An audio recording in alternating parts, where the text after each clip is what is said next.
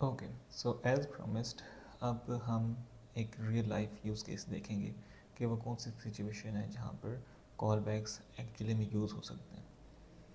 अगर हम इस पुराने कोड को देखें, यहाँ पर तो हमें सिंपल लग रहा है कि हमने एक फंक्शन कॉल किया जिसने कोई एक स्पेसिफिक काम किया और उस काम के बाद हमने कॉल बैक कॉल की जिसने ये वाला पूरा चीज़ प्रिंट कर दी। तो हमें क्या ज़रूरत है कि इसको कॉल बैक में भेजें? हम तो इसको सिंपल यहाँ से निकाल के इसके नीचे रख सकते थे, सही। और ये जो m और n हमने इधर से पास किए हैं, ये हम यहाँ से डायरेक्टली पास कर देते हैं।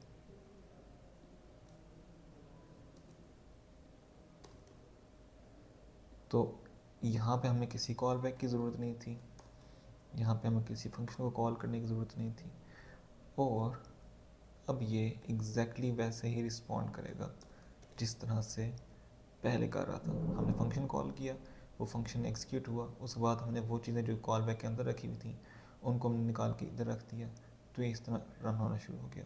या फिर ये भी कोई कह सकता है कि इस काम को अगर आपने कॉल बैक के अंदर से ही करना था तो आप इस फंक्शन के अंदर यहाँ पे भी तो कर सकते हैं। ज़ीरो और वो वैल्यू तो यहाँ पर मौजूद थी जिससे हम पहले भी कॉल बैक में यहाँ से भेज रहे थे। तो फिर मकसद क्या है एक्चुअली कॉल बैक क्रिएट करने का, उसको अब हमने देखना है। सो अभी मैं आपको इसको रन करके दिखाता हूँ कि ये चीज़ कैसे सिमिलर है उसी से जिस तरह की पहली सिचुएशन थी हमारी। ये देखें, पहले भी लास्ट आउटपुट हमारी यही थी कि 1 2 5 6 3 4 7 8 स्टार्स के नाम, then 3 4 then 0 and then gravity. Okay, तो ये सिचुएशन कॉल बैक वाली सिचुएशन दोनों सेम है। अगर मैं इसको यहाँ से निकाल के यहाँ पे रख दूँ तब भी इसका एग्जैक्टली सेम रिस्पॉन्स आएगा। 1 2 5 6 3 4 7 8 स्टार्स के नाम, 3 4 0 एंड द नेक्स्ट। ठीक, ओके। अब हम उस सिचुएशन को देखते हैं जहाँ पे इवन दो कि हम कोड को इसी तरह लिखेंगे लेकिन ये वैसे बिहेव नहीं करेगा जिस तरह से हम एक्सपेक्ट कर रहे हैं। ओके, लेट्स से ये वो फंक्शन है जो कि कोई एक स्पेसिफिक काम स्टार्ट करता है अपने अंदर, और वो काम ऐसा है कि उसकी वजह से एक न्यू थ्रेड क्रिएट होता है और चीज़ें पैरेलल में रन होना स्टार्ट हो जाती हैं। इसकी मिसाल ये है कि लेट्स से कि ये कोई ऐसा स्पेसिफिक फंक्शन है जो कि किसी फाइल में कुछ राइट कर रहा है या फाइल में से कुछ रीड कर रहा है या फिर कोई एपीआई कॉल कर रहा है। ओके, सो हम फाइल रीडिंग और राइटिंग या फिर एपीआई कॉल तो यहाँ पर नहीं करेंगे, लेकिन मैं उसी चीज़ को यहाँ पर सिमुलेट करने की कोशिश करूँगा। तो हम यहाँ पर क्या करेंगे, बेसिकली हम एक को रूटीन स्टार्ट करेंगे जो कि इधर से स्टार्ट हो, ये वाला पूरा काम उस को रूटीन के अंदर हो और फिर वो को रूटीन ख़त्म हो जाए। फिर हम देखेंगे कि क्या हमारा ऑर्डर ये वाला कि ये इसी तरह रहता है या नहीं। सो हम यहाँ पे अब एक कोरोटीन स्टार्ट करेंगे और कोरोटीन हमें पता है कि स्कोप के अंदर एग्जीक्यूट होती हैं। तो सबसे पहले हम क्रिएट करेंगे एक कोरोटीन स्कोप मेन डिफ़ॉल्ट डिस्पैचर के साथ। और अब हम कर रहे हैं लॉन्च। इस लॉन्च के अंदर ये हमारा पास वो पार्ट है जो कि कोरोटीन के अंदर का कोड होगा। सो इन दो प्रिंट स्टेटमेंट्स को हम यहाँ पे लिख लेते हैं। ठीक है, अच्छा एक चीज़ मैं साथ और बताता जाऊँ, वो ये कि अगर आप कोरोटीन स्कोप यहाँ पर लिखना चाह रहे हैं और ये उसको ऐड नहीं कर सक रहा, तो उसकी प्रॉबेबली वजह यह है कि आपके पास इसकी लाइब्रेरीज एडिट नहीं है। तो डिपेंडिंग अपॉन आप कौन सा IDE यूज़ कर रहे हैं, आपको कोरोटीन की लाइब्रेरीज डाउनलोड करके यूज़ करनी पड़ेंगी। और जो मैं यूज़ कर रहा हूँ IDE इंटेलिजे वालों का, इसमें लाइब्रेरीज ऐड करने के लिए आप जाएंगे कमांड सेमीकोलन प्रोजेक्ट स्ट्रक्चर्स में, और यहाँ पे जाने के बाद डिपेंडेंसीज़ में हम करेंगे प्लस न्यू लाइब्रेरी, और डिपेंडिंग अपॉन कि आपके पास उसकी जार फाइल मौजूद है या फिर कहाँ से आप उसको डाउनलोड करना चाह रहे हैं। मैंने इसको मेवन से किया था तो मैं यहाँ पे गया था, और यहाँ पे आने के बाद यहाँ पे मैंने लिखा था कॉटलिन कह रहा हूँ, सॉरी, को ROUTIN लाइन्स कोर रूटीन्स, और फिर मैंने सर्च किया था तो इसने मुझे कोर रूटीन्स से रेलेवेंट जितनी भी लाइब्रेरीज़ हैं वो यहाँ पर नीचे ला कर दे दी थी, और मैंने उसमें से एक को सिलेक्ट करके ओके कर दिया था। ये देखें काफ़ी सारी लाइब्रेरीज़ आ गई हैं, और इसमें मैंने ये वाली लाइब्रेरी सेलेक्ट की थी, JetBrains Kotlin X core routine core. इसको मैंने सेलेक्ट किया था और फिर मैंने ओके प्रेस कर लिया था, तो ये फिर ऑटोमेटिकली डाउनलोड होकर मेरे प्रोजेक्ट में ऐड हो गई थी। सो वंस आप उनको ऐड कर लें अपने पास, तो फिर आपके पास कोर रूटीन स्कोप का ऑब्जेक्ट यहाँ पर क्रिएट आप कर सकेंगे, और आपके पास डिस्पैचर्स का की क्लास भी अवेलेबल होगी। इसके बाद एक और चीज़ जो हमें करनी पड़ेगी वो ये है कि मेन प्रोग्राम जो है जब ये नॉर्मली एग्जीक्यूट होगा तो ये इसकी पहली लाइन है और ये इसकी दूसरी लाइन है, एंड दैट्स इट। अब जब इस लाइन को एग्जीक्यूट करेगा, इससे पहले कि इसका कोर रूटीन रन हो सके, देयर इज़ अ चांस कि ये वाला पूरा लाइन्स एग्जीक्यूट हो जाए एंड तक, और आपका फंक्शन ख़त्म हो जाए, और फंक्शन ख़त्म होने के बाद यहाँ से आपका पूरा प्रोग्राम क्विट हो जाए। तो अगर पूरा प्रोग्राम क्विट हो जाएगा तो इस कोर रूटीन को मौका ही नहीं मिलेगा कि ये रन हो सके। तो इसके लिए नेसेसरी है कि हम रन ब्लॉकिंग लिखें यहाँ पे, कि अगर बीच में कोई कोर रूटीन एग्जिस्ट कर रही है तो उस वक्त तक रनिंग हालत, उस वक्त तक अपने प्रोग्राम को ब्लॉक रखो जब तक कि ये वाला पूरा चीज़ रन नहीं हो जाती। सो अब ये जब एग्जीक्यूट होगा इसमें हो जाएगा, ऑल दो कि वो इन सब को पहले एग्जीक्यूट कर ले, लेकिन जब तक कोर रूटीन अपने आप को कम्प्लीटली एग्जीक्यूट करके ख़त्म नहीं कर लेगी उस वक्त तक प्रोग्राम आपका फिनिश नहीं होगा और यहाँ पे वेट करेगा, यहाँ पर ब्लॉक्ड रहेगा। फिर वंस जब वो ख़त्म हो जाएगा उसके बाद यहाँ से क्विट करेगा।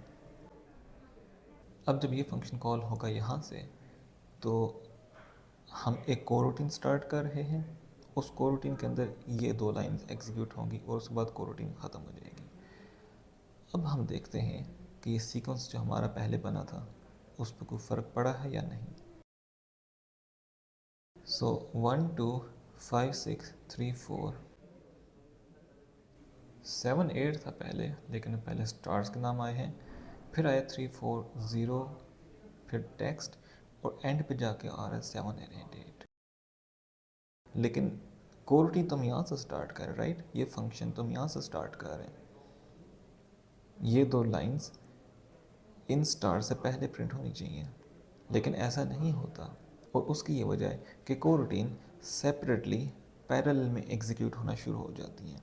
तो बेसिकली जब हम यहाँ पे पहुँचे, वो इधर आएगा प्रोग्राम हमारा, वो कोर रूटीन स्टार्ट करेगा, और वंस वो लॉन्च फंक्शन को एग्जीक्यूट करेगा वो इस पे भी आ जाएगा और एट द सेम टाइम इस पे भी आ जाएगा, और फिर ये आगे अब उसकी अपनी मर्ज़ी है depending upon the operating system कि वो इसको इजाज़त दे मज़ीद आगे चलने की या इसको दे। तो कभी ये चीज़ ऊपर आ जाएगी, कभी ये चीज़ ऊपर आ जाएगी, और ये हमारी एक रेस कंडीशन सी बन रही है, यानी कि हमें नहीं पता चल रहा कि कौन सा कोड है जो कि पहले एग्जीक्यूट हो रहा है और कौन सा बाद में, जबकि हमें ये पता है कि हम ये चाहते हैं कि ये वाला कोड पहले रन हो स्टार्स से, राइट?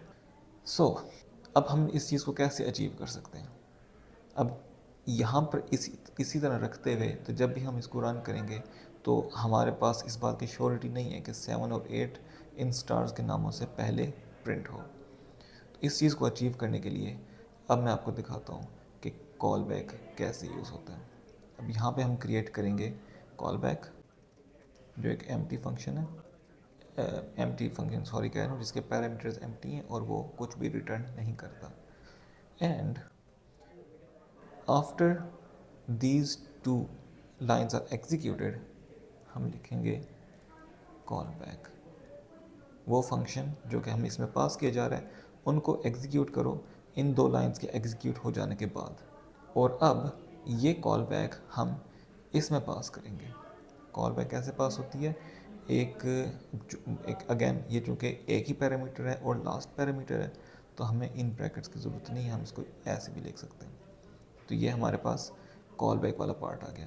अब ये पार्ट जो इसमें लिखा जाएगा वो हमेशा तब एग्जीक्यूट होगा जब 7 और 8 वाली लाइंस एग्जीक्यूट हो चुकी हैं। अब आपको आइडिया हो जाएगा कि हमने यहाँ पर क्या लिखना है।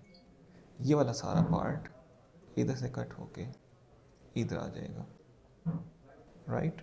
अब अगर हम इसको एग्जीक्यूट करें तो हमारा सीक्वेंस फिर से वैसा बन गया जिस तरह के पहला था। 1 2 5 6 3 4 7 8 स्टार्स के नाम 3 4 0 एंड देन द टेक्स्ट। सो ये एक यूज़ केस है जहाँ पे हमें एक्चुअली में इस बात का आइडिया होता है कि कॉल बैक्स कैसे क्यों क्रिएट की जाती हैं और उनका पर्पज़ क्या है। अगर कॉल बैक वाला कॉन्सेप्ट ना एग्जिस्ट करता होता तो अगर किसी भी फंक्शन के अंदर से कोई मज़ीद थ्रेड्स स्टार्ट हो रहे हों या मज़ीद कोर रूटीन्स स्टार्ट हो रही हों तो हम उसकी सीक्वेंस को कंट्रोल ना कर सकते। लेकिन चूंकि कॉल बैक वाला कॉन्सेप्ट एग्जिस्ट करता है तो हम फिर कॉल बैक्स को यूज़ करते हैं अपने प्रोग्राम को कंट्रोल करने के लिए कि कैसे हमने चीज़ों को लेकर चलना है, कौन सी लाइन पहले एग्जीक्यूट हो, कौन सी बाद में हो, ताकि हमारी कैलकुलेशंस करेक्ट हों और हमारे रिजल्ट्स ठीक निकलें और हमारा एल्गोरिदम वैसे ही रन हो जैसा कि हम एक्सपेक्ट कर रहे हैं। सो ये एक छोटी सी वीडियो थी एक्सप्लेन करने के लिए कि कॉल बैक्स कैसे कि कॉल बैक्स का पर्पज़ क्या है। पहले जो हमने एग्जांपल देखी थी वो सिर्फ था कि कॉल बैक को क्रिएट कैसे किया जाता है और यूज़ कैसे किया जाता है, लेकिन इस एग्जांपल में हमने देखा है कॉल बैक्स को रियल लाइफ में क्यों यूज़ करना पड़ता है, वो कौन सी सिचुएशन होती है जिसमें आपको कॉल बैक की एक्चुअली में ज़रूरत पड़े कि अगर कॉल बैक ना हो तो आप वो काम ना कर सकें। ठीक है। सो ये था एक रियल लाइफ सिनेरियो जहाँ पर कॉल बैक्स यूज़ किए जा सकते हैं।